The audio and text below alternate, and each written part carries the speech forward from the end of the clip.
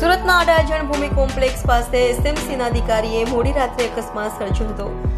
પાલિકાના 8વા ઝોનમાં ફરજ બજાવતા નીલાંગ ગાયવાલાએ પોતાની ખાનગી કારથી અકસ્માત સર્જ્યો હતો. અધિકારી પાલિકાના 8વા ઝોનમાં આસિસ્ટન્ટ એન્જિનિયર તરીકે ફરજ બજાવે છે અને દારૂના ચિક્કાર નશામાં અકસ્માત સર્જ્યો હોવાનું ચર્ચાયું હતું. અકસ્માત એટલો વિચિત્ર હતો કે રસ્તાની સાઈડ ઉપર ઉભેલી કારને પાછળથી ઠોકીને કાર ડિવાઈડર તોડી બાજુના રસ્તા પર આવી ગઈ હતી.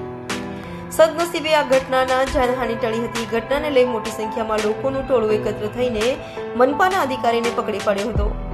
જોકે અધિકારીના પરિવારજનો આવી તેને લોકોના ટોળા વચ્ચે ભગાવી ગયા હતા. કારમાંથી પરિવારજનોએ એસએમસી લખેલું બોર્ડ પણ દૂર કરી નાખ્યું હતું. તો બનાવની જાણ થતાં અડાજણ પોલીસ ઘટના સ્થળે દોડી ગઈ હતી.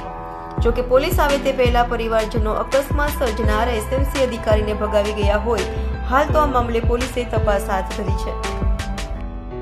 અંદર ગુનો બને છે એમાં આસિસ્ટન્ટ એન્જિનિયર છે, એને ગાડી ચલાવતા હતા અને આ કામના ફરિયાદી અમિતભાઈ કાંતિલાલ પટેલ છે, એમની ગાડીને ટક્કર મારીને એમની ગાડીને ખૂબ મોટું નુકસાન પણ કરાવ્યું છે. એ અંગે પછી એમને ગાડી લઈને આગળ જતા રહેલા, પછી એમને પાછળથી પકડાય છે અને એમના વિરુદ્ધમાં અડાજણ પોલીસ સ્ટેશનમાં હાલમાં ફરિયાદ દાખલ થઈ છે અને કંઈક નશા કરેલ હોવાનું પણ લોકોનો આક્ષેપ હતો, એટલે એમની તપાસ કરીને પોલીસે એનો બ્લડ સેમ્પલ પણ લેવડાવવામાં આવેલ છે.